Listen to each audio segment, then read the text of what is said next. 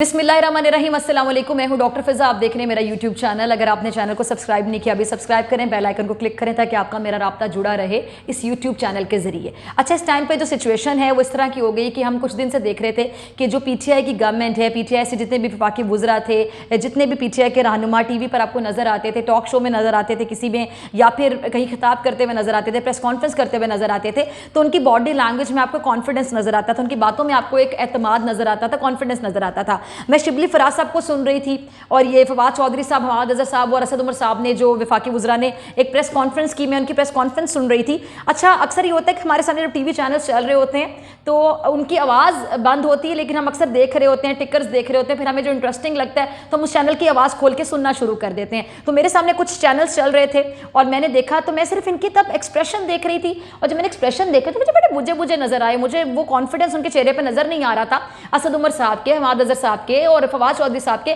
जो पहले नजर आता है। फिर मैंने आवाज़ खोली, फिर मैंने उनको सुना। अच्छा, शिबली फराज साहब को भी मैं सुन रही थी, उनके भी आवाज़ में वो कॉन्फिडेंस, वो एतमाद नज़र नहीं आ रहा था, जिसकी बहुत बड़ी वजह यह है कि हुकूमत को अब समझ आ गई है कि जो गेम है वो बहुत ज़्यादा उनके ख़िलाफ़ भी होती हुई दिखाई दे रही है, हालात उनके ख़िलाफ़ जाते हुए दिखाई दे रहे हैं। क्योंकि जी अब जो खबर आ रही है, पहले आपने देखा कि इत्तेहादियों को साथ मिलाने की बातें हो रही थी, काफ लीग ने बड़ा इस सिचुएशन को कैश करवाया कि जी हुकूमत भी हमें कोई ऑफर दे दे, वज़ारत आला पंजाब की कुर्सी दे दे, अपोजिशन वाले भी हमारी तरले मिन्नतें करते रहे। बहरहाल उसमें जो उन्होंने एक निजी टीवी चैनल को इंटरव्यू दिया परवेज़ इलाही साहब ने, उसके बाद फिर उन्होंने एक यू टर्न लिया और इमरान खान साहब के हक में बयान देने शुरू कर दिए। इंटरव्यू में उन्होंने कुछ इस तरह के बयान दे दिए जो कि बाकायदा पता चल रहा था कि उनके दिल और दिमाग में क्या चल रहा है इमरान खान साहब को लेकर, पीटीआई की हुकूमत को लेकर। उसके बाद उन पर मेरे ख्याल से बहुत तनकीद भी हुई है, क्योंकि चौधरी बरादरान के बारे में कहा जाता है बड़े मंजे हुए सियासतदान है,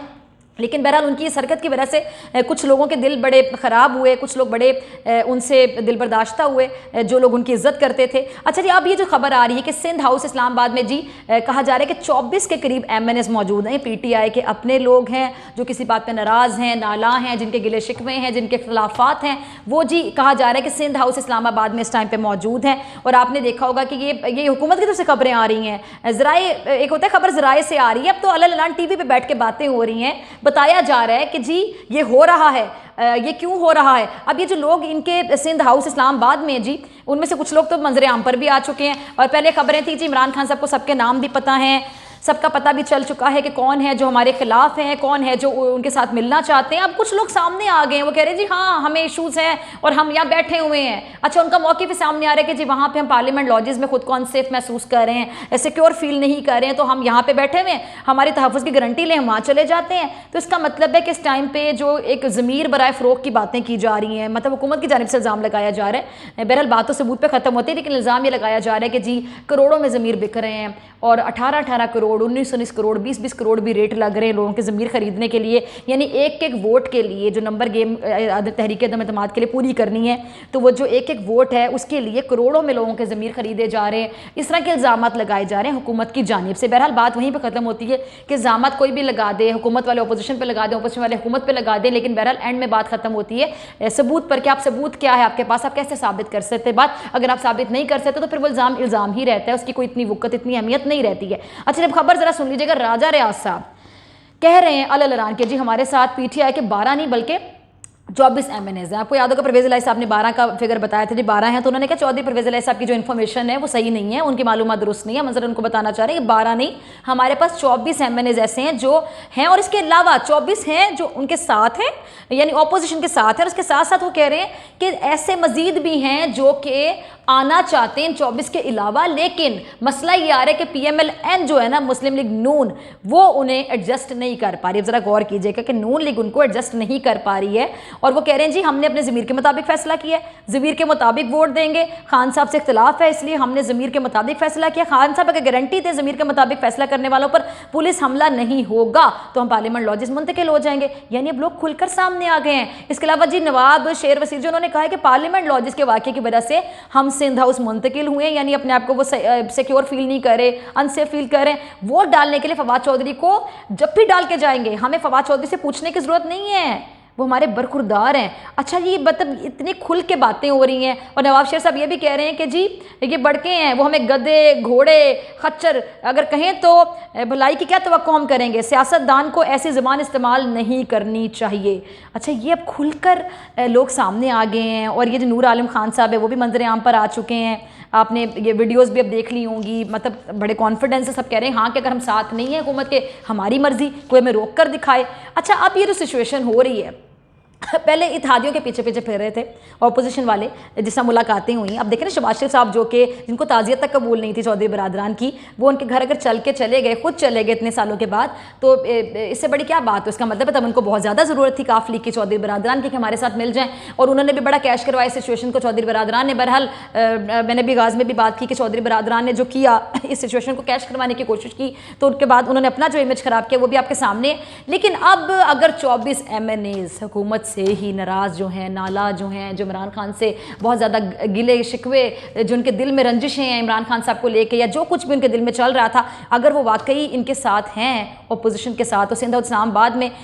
बैठे हुए हैं, तो फिर तो मेरे ख्याल से इत्तेहादी तो बस अब कुछ भी नहीं, इत्तेहादियों की तो ज़रूरत ही नहीं है। अच्छा, अब ये सिचुएशन है ना, इसको ख़तरे को महसूस कर लिया है हुकूमत ने। जो हुकूमत बार बार कहती रही, इमरान खान साहब भी कहते रहे कि घबराना नहीं है, अब शायद हुकूमत कहीं ना कहीं घबरा भी रही है, क्योंकि आपको याद होगा कि यहाँ तक बातें आई थी जी आप वोट नहीं दे सकते, आइन का एक आर्टिकल है जिसके तहत आप वोट नहीं दे सकते, स्पीकर साहब आपके वोट को काउंट ही नहीं करेंगे। लेकिन बाद में ये भी खबर सामने आ गई, स्पीकर साहब की मुलाकात हुई सेक्रेटरीट में, तो उन्होंने कहा कि आप उसके बाद कार्रवाई कर सकते हैं, लेकिन आप उससे पहले,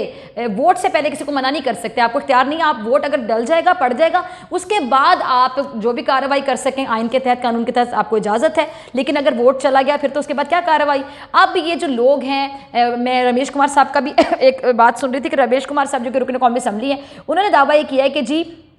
3 वफाकी वज़रा PTI को छोड़ चुके हैं। और रमेश कुमार साहब की जानिब से भी दावा देखें ऐसे हालात में सामने आया जब तहरीक अदम एतमाद के लिए वोटिंग की तैयारियां की जा रही हैं, डेट करीब है जब ये दिन आएगा, और अब ये जो 24 के करीब MNAs हैं वो भी वहाँ पे मौजूद हैं ऑलरेडी, रमेश कुमार साहब भी। अब ये अंदर के लोग हैं जो इमरान खान साहब से नाराज़ थे, नालां थे, और अंदर खाते जो, इसका मतलब है अपोजिशन दावे करती रही, वो दावे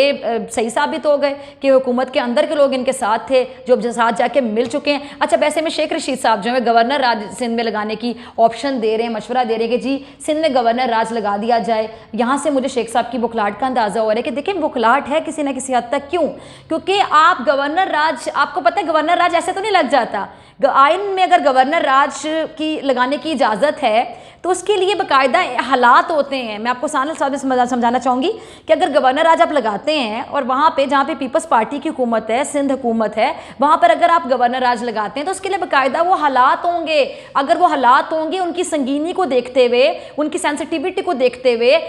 उन हालात को देखते हुए, उन हालात के तनाजुर में आप जाके गवर्नर राज लगाने का फैसला करेंगे। और इसके लिए भी आपको किसी से पूछना होगा, आप ऐसे नहीं जाके कि गवर्नर राज लग जाए, गवर्नर राज लग जाएगा। तो इस तरह की अगर ऑप्शंस दी जा रही हैं, इस तरह के मशवरे दिए जा रहे हैं, अल्लाह ने इस तरह की बातें की जा रही हैं, तो यहाँ से अंदाजा हो रहा है कि हुकूमत कहीं ना कहीं अपने आप को इस टाइम पे कमज़ोर तस्वुर करी। क्योंकि जब आप कमज़ोर किस्म का मशवरा देते हैं या कमज़ोर बात कर देते हैं, ऐसी बात कर देते हैं जो कि एक्सेप्टेबल नहीं होती है, जो कि समझ से बाहर होती है कि कैसे होगा, तो इसका मतलब है कि आप कहीं ना कहीं कन्फ्यूज़ड हैं। आप इसको बुखलाहट कह लें, आप इसको घबराहट कह लें, आप इसको कन्फ्यूजन कह लें, आप इसको कुछ भी कह लें। बहरहाल इस टाइम पर जो हालात इस टाइम पर नज़र आ रहे हैं, जैसे कि मैं आपको कहती घंटे की बुनियाद पर चीज़ें चेंज हो रही हैं, अगले घंटे क्या हो जाते हैं, 2 घंटे बाद क्या हो जाता है, देखना होगा। लेकिन इस टाइम पे जो हालात हैं वो हुकूमत के हक़ में नज़र नहीं आ रहे हैं। मिलते हैं आपसे अगले व्लॉग में।